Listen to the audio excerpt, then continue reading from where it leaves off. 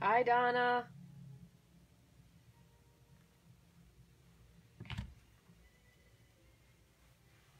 Good morning, Denise. How's everybody doing today on this fine Wednesday? I think as of yesterday, we had 2 weeks exactly until Christmas. Hi, Brina. Good morning. Good morning, Karen. Good morning, Adrian from Indiana. Thank you for sharing. Thank you for all the shares. I appreciate it. I really do, you guys. It helps get the word out there. So today, we're going to make a combination of a couple simple techniques to make a pretty simple card, but maybe some techniques that you guys haven't used before, haven't used in a while, and then I'll share a couple tips with you. I did a little chilly. Yeah, it's pretty chilly here too, but I think it's supposed to be 55 this weekend. Hi, Suzanne. Thank you for joining. Good morning, Donna and Karen. How are you, ladies? Thank you for sharing, Janet. I appreciate that. So I want to get started with a couple things that I did. This one, I did a card a while back, and this was on YouTube. So on YouTube, you guys know, if you follow me on YouTube as well, sometimes I'll put at the end, if you leave your name, you can be entered to win a card pack. So this is a card pack from that Rooted in Nature card I made, and Diana Mayer was the winner of this. So Diana, if you're friends with her, you can tag her on here if you're watching. Make sure you go to Rachthestamper.com, and there is a prize claim form that you fill out, and I'll send you this. And then I did a card the other day featuring the Santa's Workshop DSP, which is retired or sold out because it's so awesome. Much coveted. So the winner of this was Stacy Cecil. So Stacy, if you're watching or if you're friends with Stacy, you can tag her on here. So those were both on YouTube. So this is a kit. I can't stamp anything. We're not allowed to stamp anything, so you do have to have your own stamps. But if you ladies fill out the prize form, I will send these out to you. And if you missed it, we made this really fun card. I did this one yesterday, and a couple people had a question. So just a quick thing. I know I posted a few things on my blog. If you guys remember, I recently changed blogs, so it hasn't been auto posting to Facebook, but that will be remedied soon. And what I did was I actually put this on the old blog and posted it, which I had to make private, so that's why you couldn't see the instructions. So if you missed it, there's two different versions. This was the original version I made, and this used some of the Tranquil Tide. It's like a velour ribbon. And then yesterday I swapped out to complete balmy blue, and then I colored the trim, the silver trim ribbon. I just colored that with the Stampin' Right balmy blue marker. So and the instructions are on the blog. That's Rachthestamper.com. It's still the same blog. It's just hosted differently, so that kind of changed things up a bit. So this was actually, I ran this through the Subtles folder and then did direct ink pad to this to add the color, and I think it turned out really cool. So very simple card, especially a card if maybe you know someone who could use a little reminder that they're loved this holiday season, or someone who's lost a family member. My grandmother's birthday was Christmas, so that's always a little bittersweet for me, but I love that woman dearly. And I also have a couple cards that I'm going to share with you this week. These three, I'm just going to show you these. These are gatefold cards, and I'm going to make a video for this very soon. So in case you need, these are really simple. It just uses some layering squares. And then I have a couple other cards I'll share with you that I'm going to do a quick video on. These are very simple cards that if you need like a last minute Christmas card or something, or you could even completely change them to birthday cards. So that works really, really well. Thank you for sharing. I appreciate that very, very much. Hello, and from Arizona. Hi, Julie. So just quickly, Celebration is going to be starting. That's June 3rd, and I ran into someone, so I gave them my Occasions catalog because I'm still waiting for mine to come in. And if you are a customer of mine, or you've asked me ahead of time, the Occasions catalog, along with the Celebration catalog, they actually started getting mailed out, I believe it was 2 days ago. So you probably won't get them for another 7 to 10 days. I do always put myself on the list so I know when they come. That way I can tell you guys, keep an eye out in the mail.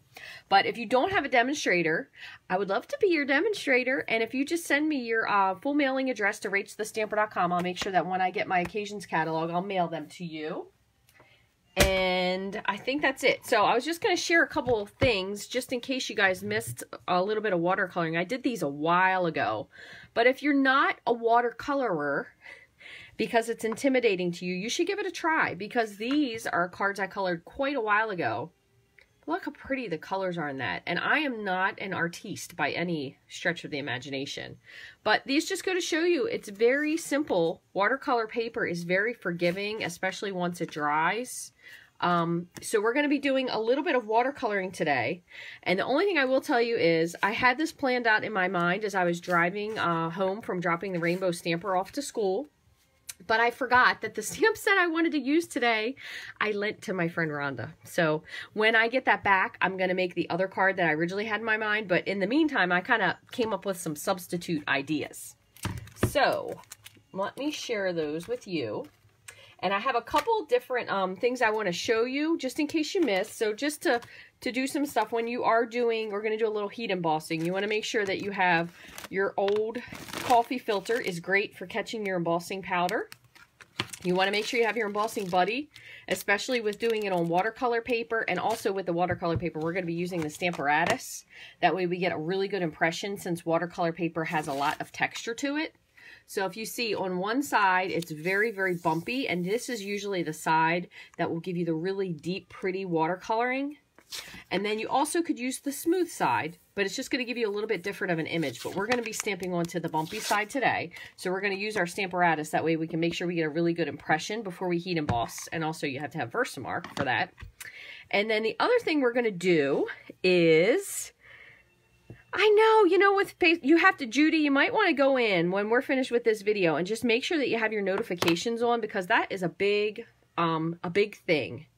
And let me go, let's see if I can go, I don't know if I can go to my own page, but you do have to make sure that you actually turn your notifications on when you follow someone. Let me go over here. We'll go to Linda's page. So you have to make sure that you like it, first of all. And a lot of times it will tell you following default, you could pick see first. You can also turn on notifications. So you can either have none, the highlights, or standard, which means that every time I tell you something, it might pop up. But if you hit see first, it will tell you. And I'd appreciate it if you'd like to see me first. But let me find myself again here.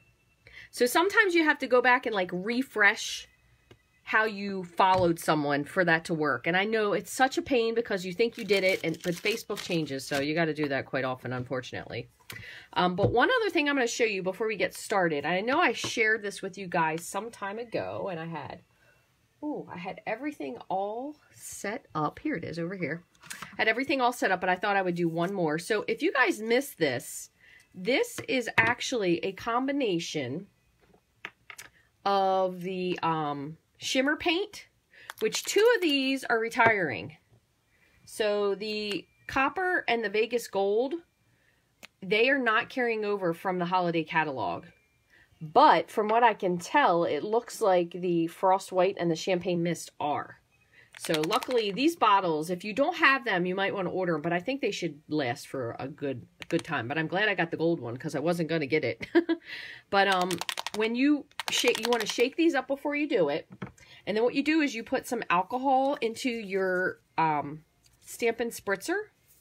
And these come in a 3-pack, so they're a pretty good bargain. So you put in some alcohol, and then you put a drop of shimmer paint. And you can put more if you want, but you don't really need a lot. So that's one. And I was going to show you guys how to fill one. I think this one is the Frost White. Actually, this one I think is the Champagne, now that I think of it. So what I'm going to do is I'm going to show you what to do with this. So I just have some regular rubbing alcohol. I got this a long time ago at Costco. You can see it's expired, but rubbing alcohol for crafts never expires. So if you have some that's expired, you can just take some and put it into your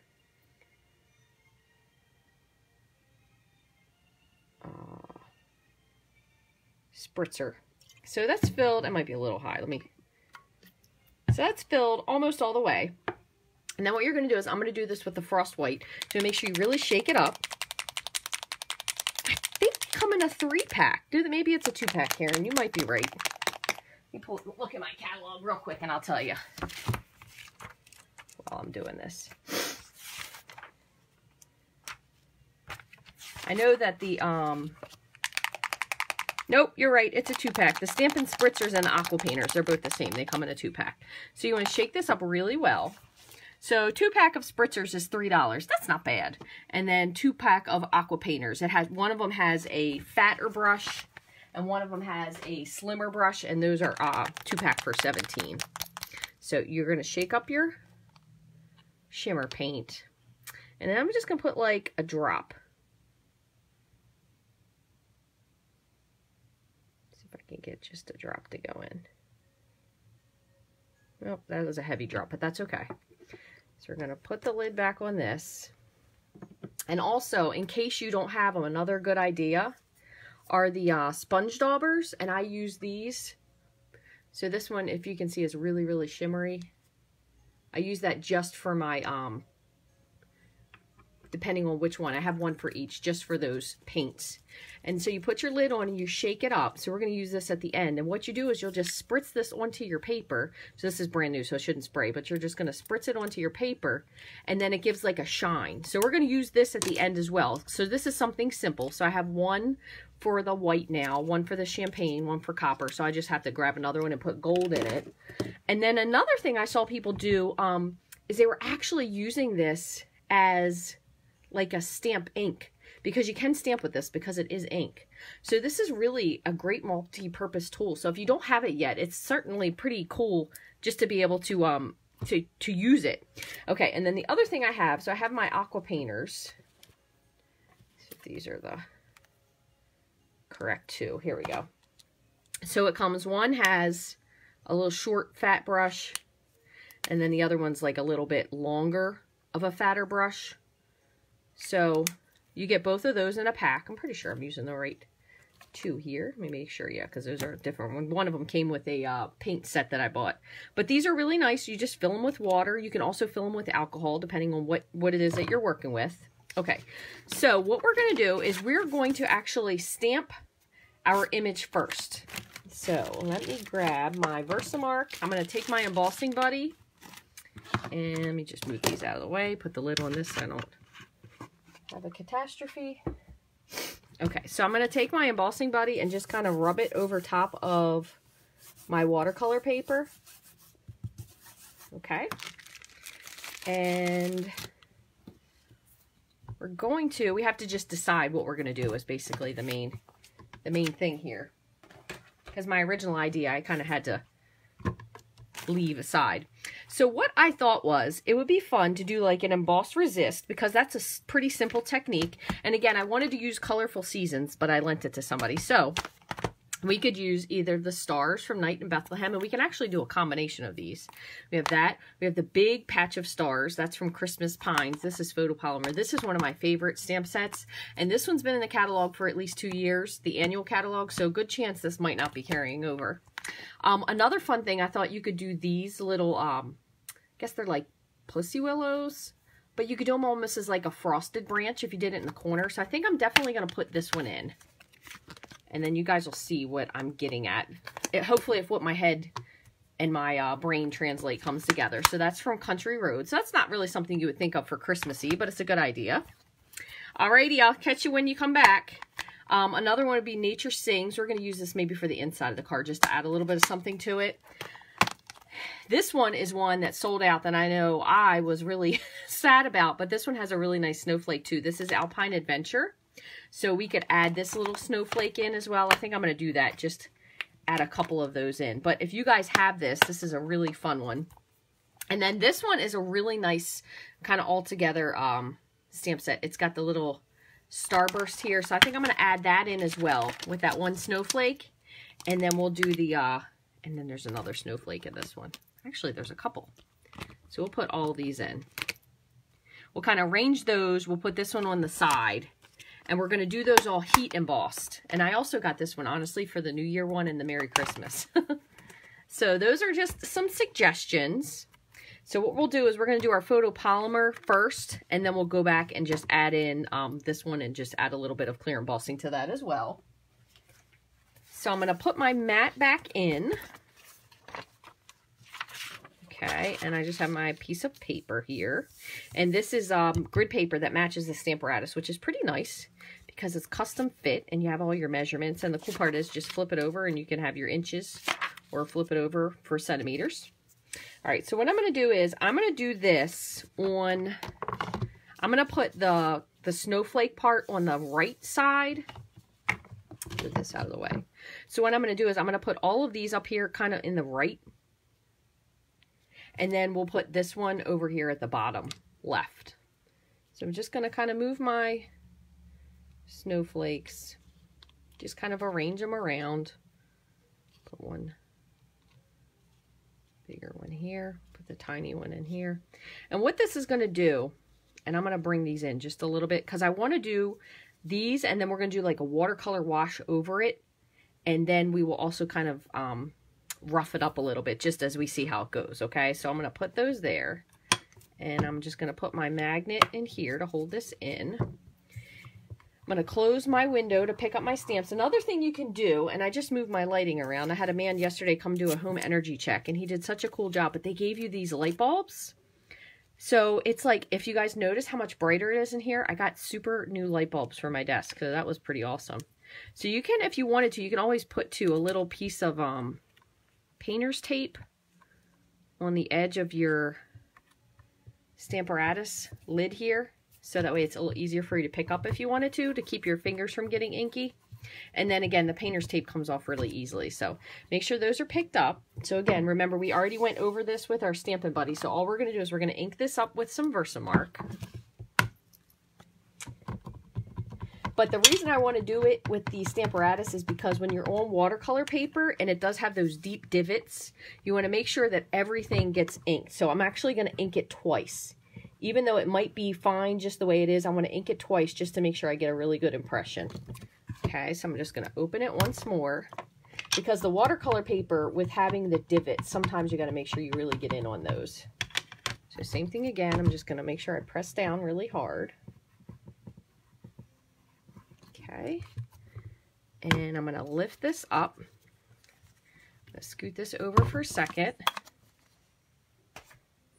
And now I'm going to bring out my coffee filter and my white. I decided to use white. You could also use clear, but I thought it would just give it a nicer coating since the watercolor paper is a little bit thicker. So I'm just going to sprinkle this on. Just going to give it a flick just to get the excess off. Oh, there's a little bit down here that I didn't coat. Okay, so if you guys can see those, that's before the heating. So I'm going to set this on the side because I might go back and add a couple more spots, but I'm just not 100% sure yet.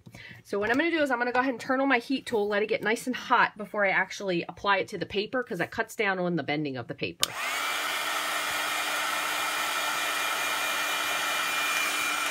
nice and hot. So you're going to just move your heat tool around.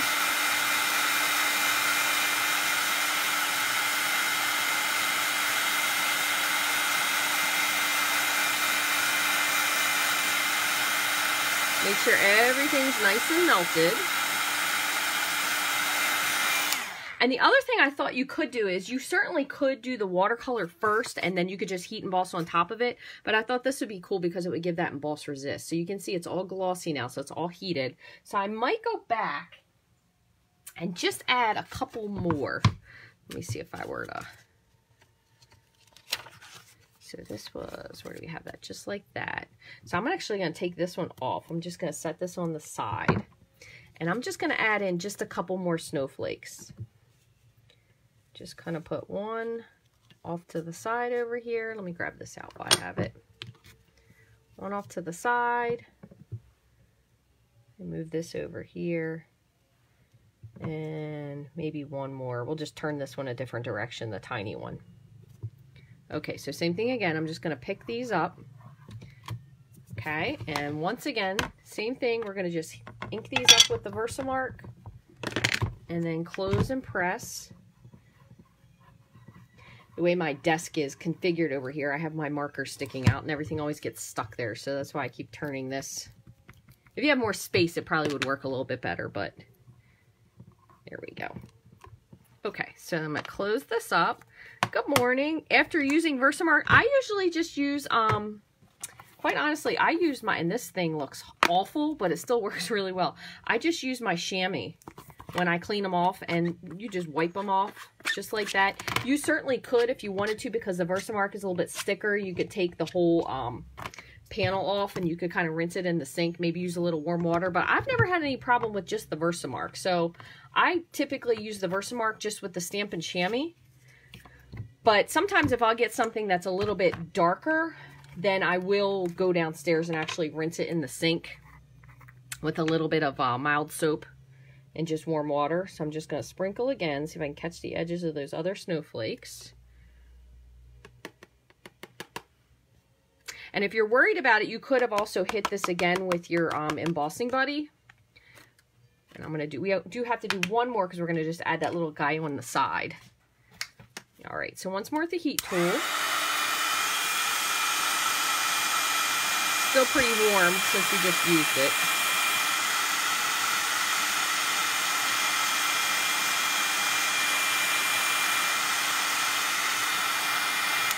And I probably could have done that because I did notice I have a little teeny edge of my stamp there from where I stamped it, but it's no big deal.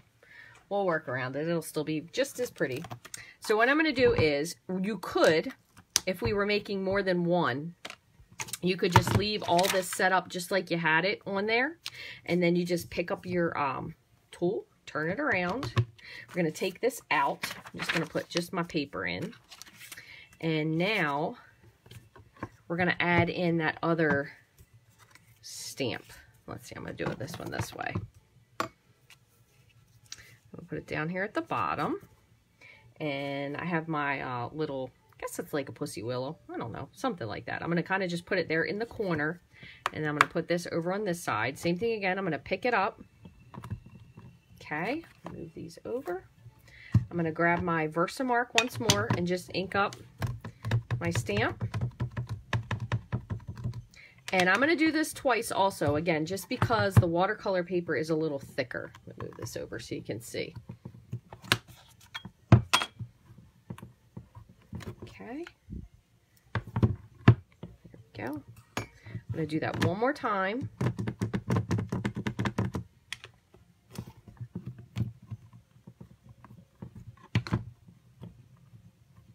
Okay, there we go. All right, so I'm going to pull this out. And I'm going to close this up. I'm going to just set this whole thing on the side. That way it's out of my way. And then one more time with the white embossing powder. I'm going to just pour this on the side here. And right here, this is something I want to show you. So this worked out for me to be able to show you guys. Right here, somehow it picked up a teeny piece of white. So what you can do, if that happens, is just grab a little paintbrush. And I think I must have just flicked it off. And you just rub it off with your paintbrush. That way you don't have any mess ups. Or if you have something that kind of got an outline of something you don't want, all you do is just take your paintbrush, just brush the embossing powder into that. So I'm going to put this on the side. Hopefully I will not spill it. We'll see how that goes. And I'm going to heat this last part.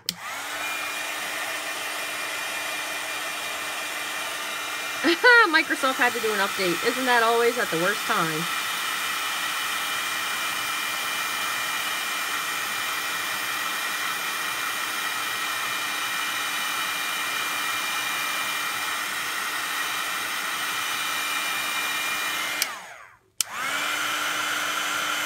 Okay.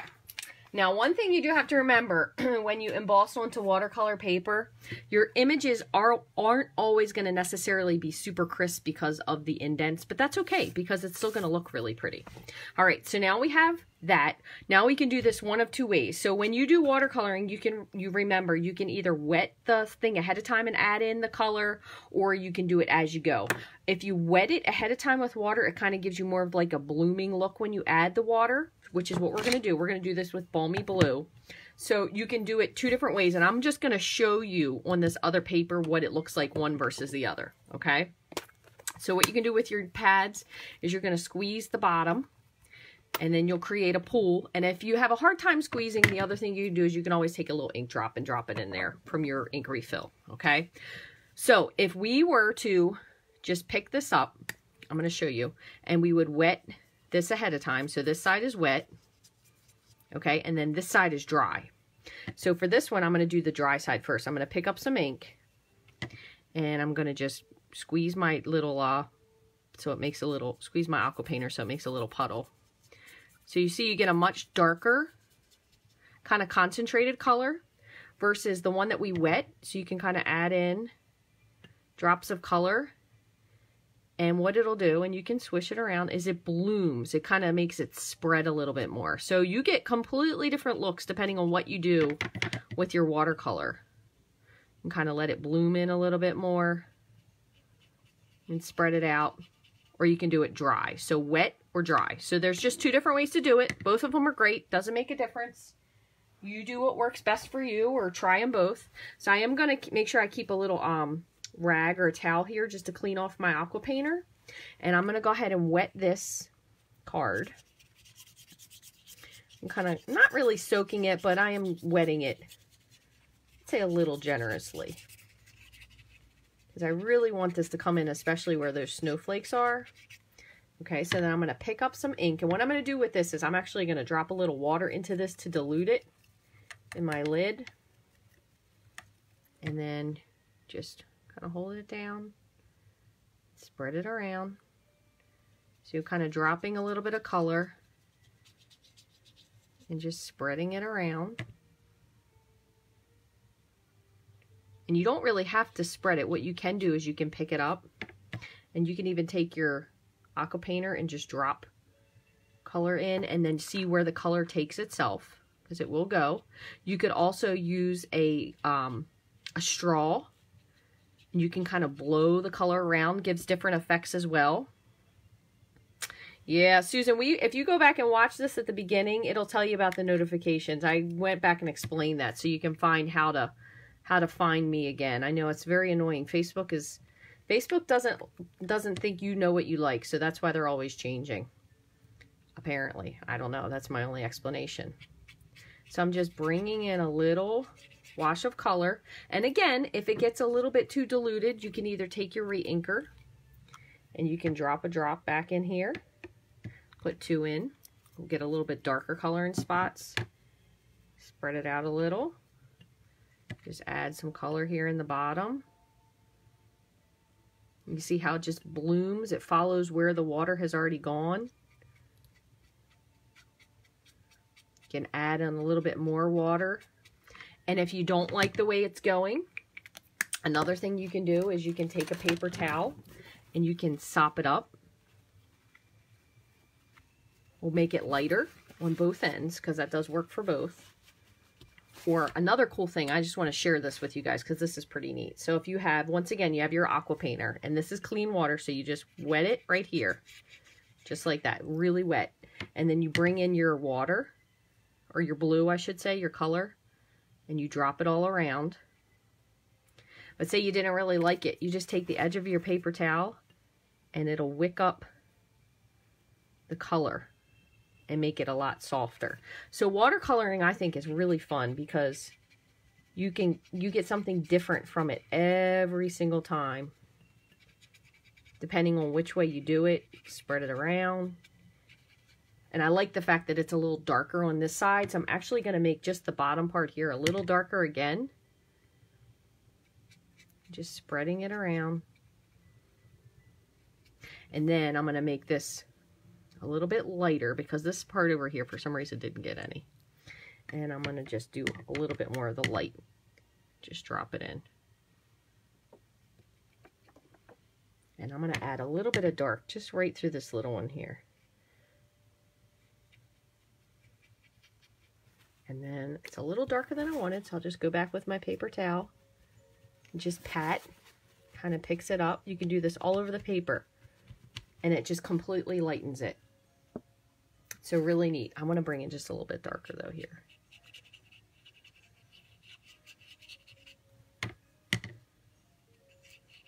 Just like that. Okay, so that's it. We're going to be done with the watercoloring. I do make sure I clean off my brush. So then the last thing we're going to do, and with this, it's not going to hurt it if you close it, but if this bothers you, if you have little OCD and it bothers you, all you have to do is just wipe it with your paper towel and it'll clean up all of that. You can also wipe it with a baby wipe, but I'm going to leave that in there because I'm sure I'll use it for something else. And so again, look at these when they dry. This is the wet. It's still a little wet. You can see the shiny part. And then this one is completely dry. So two different ones. So I'll post this one to the blog when we're done. Dry, starting dry, or starting with wet paper, just so you guys can see the difference between the two. There you go. If you see a bell, thank you, Kathy. I appreciate you sharing that. Thank you very much. Okay, so now what we're going to do, we have this here. I'm going to move this up, move my aqua painter over. And I have, I'm sure, a piece of scrap paper somewhere.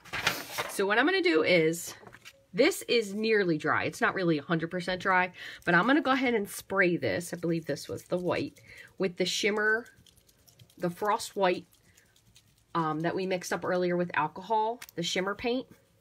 Let's see if this one's, there we go. Yeah. All right, so I'm going to just spray this. Now with this being alcohol, it will be wet for a second, but it does dry pretty quickly. And this is just going to give an all over shimmer to the whole page.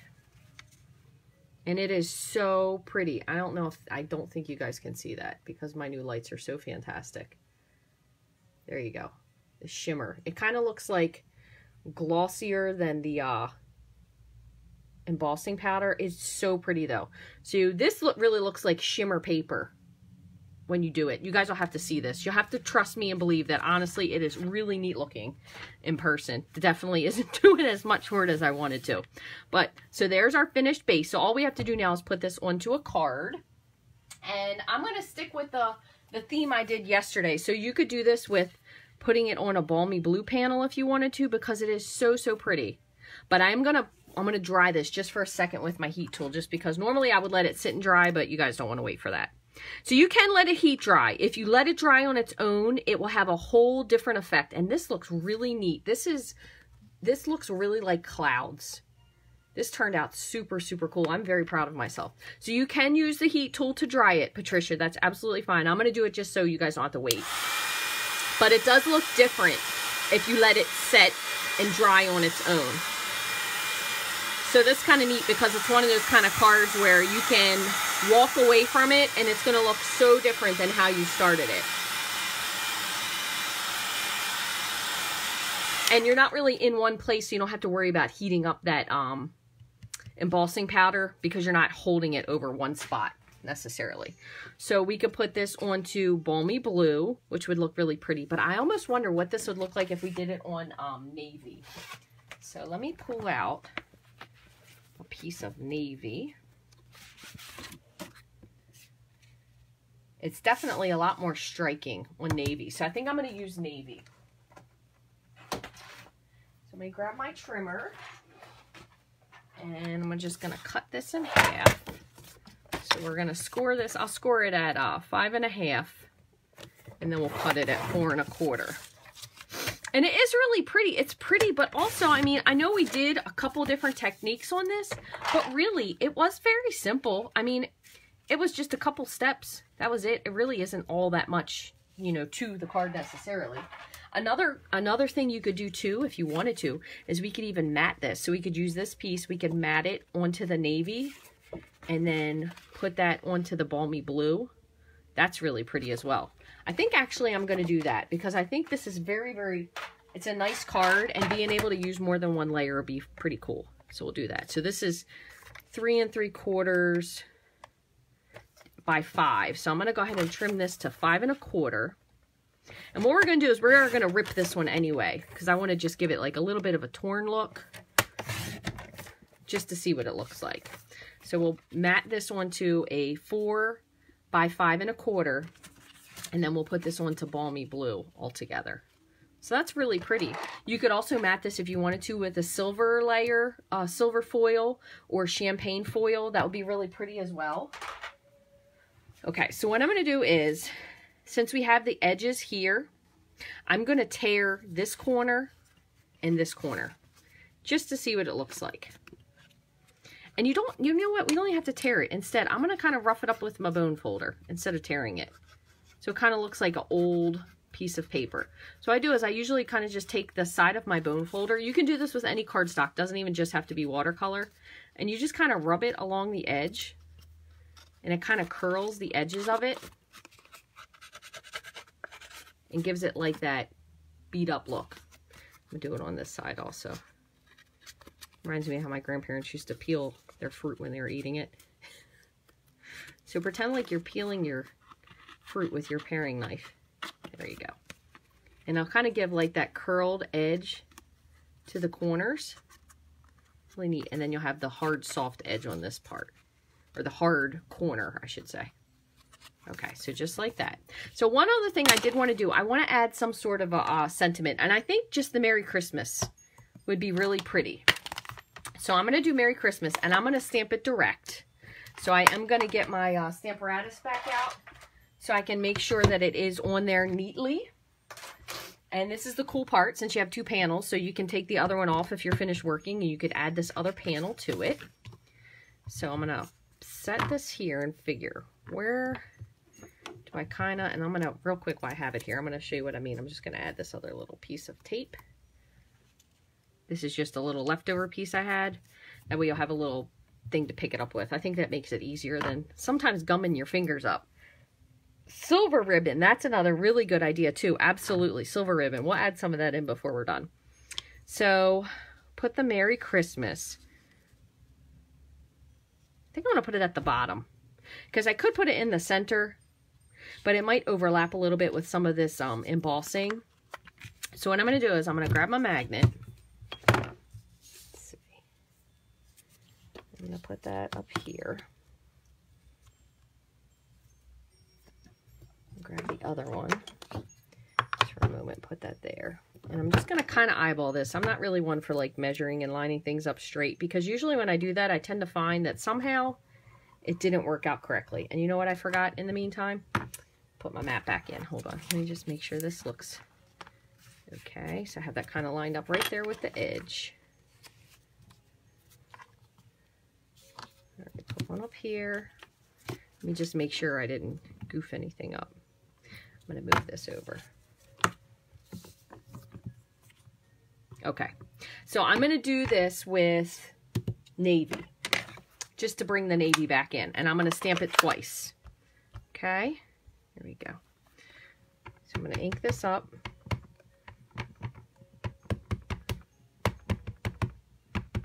Okay, and I'm going to press.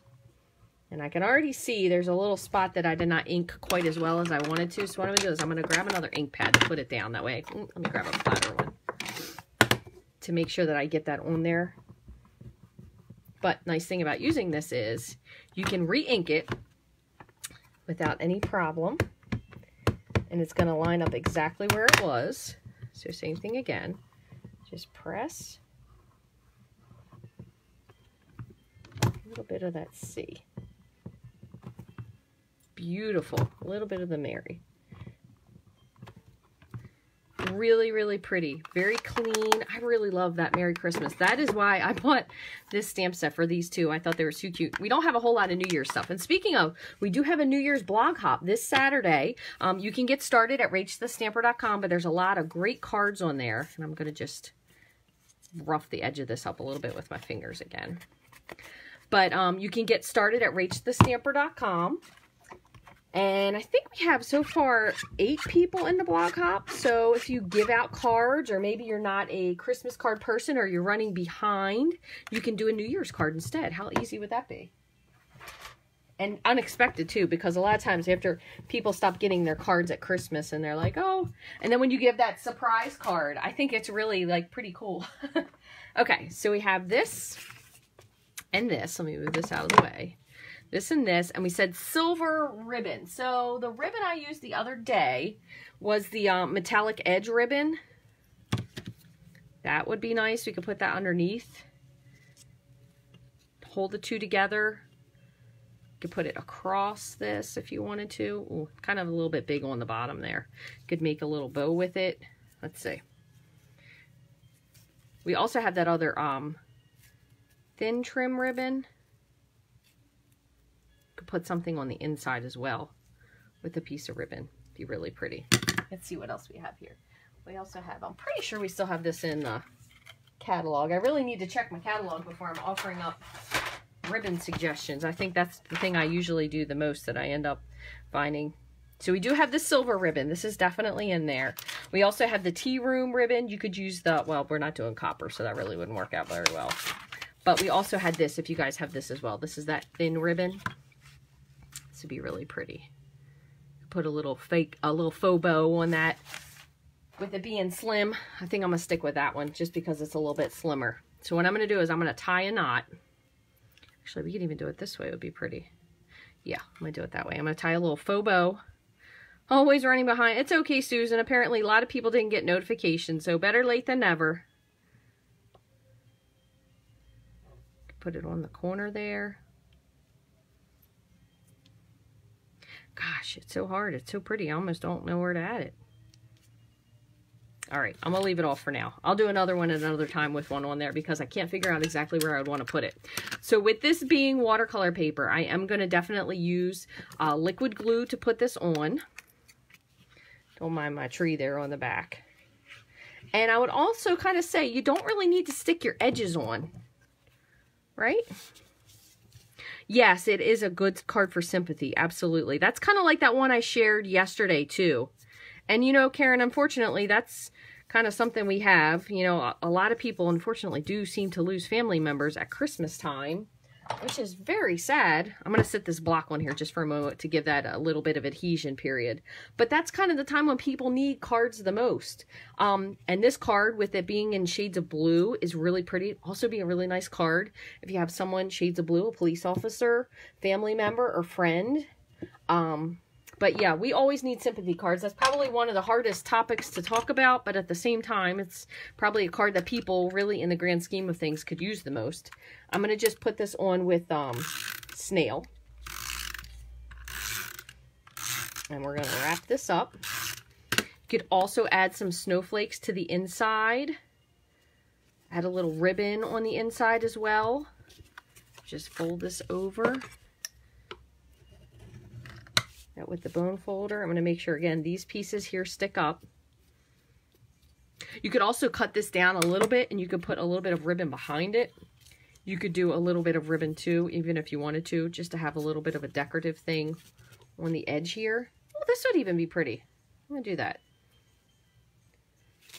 Oh, if I can get the knot out of it. Let's see. So anyway, corner, yeah, absolutely. But I do want these to kind of stick up on the one side, and then the rest of it will be flat. But, oh my gosh. That's what happens. I just trimmed all of my fingernails, and it always seems that every time I trim my fingernails is the one time where I'm like, I probably shouldn't have cut them down quite so far.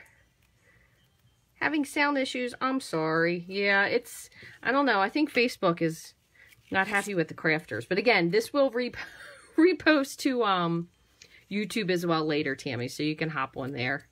I'm going to just do a real simple tie. Let's do.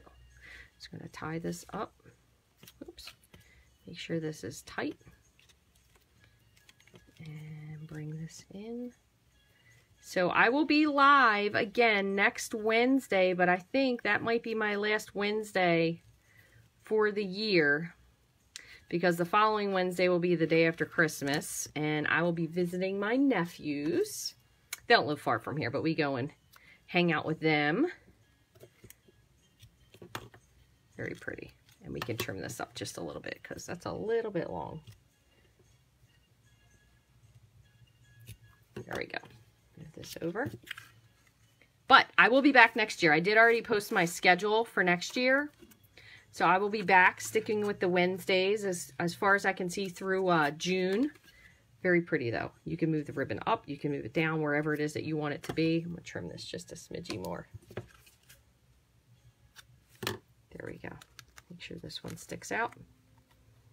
So fun, easy. Try it if you haven't. If you're afraid of watercoloring, it's not hard. it's fun, and you can end up with a really gorgeous card. You could make so many of these. You could do all of just this with the brushing. You could put something else at the top, like something very simple. If you didn't want a winter card, you could make this into a birthday card, anniversary card, sympathy, thinking of you. Oh my gosh, so many different cards, but really easy. And 2 fun techniques, and then all we have is just 3 little layers. You could add a really nice sentiment to the inside. You could make this into a New Year's card. Lots and lots and lots of fun ideas. And I just want to thank you guys once again for watching. I do appreciate all of your support, and even though Facebook doesn't tell you, hanging in there. And again, I will get my my blog post, so it does post to Facebook. So if you guys follow me just on here, you'll be able to find me there as well. And I hope you enjoyed all the tips and the fun card that we made. And I look forward to seeing you guys again next Wednesday, right back here at 9:30 Eastern Standard Time. I hope you have a wonderful week, and I'll talk to you soon.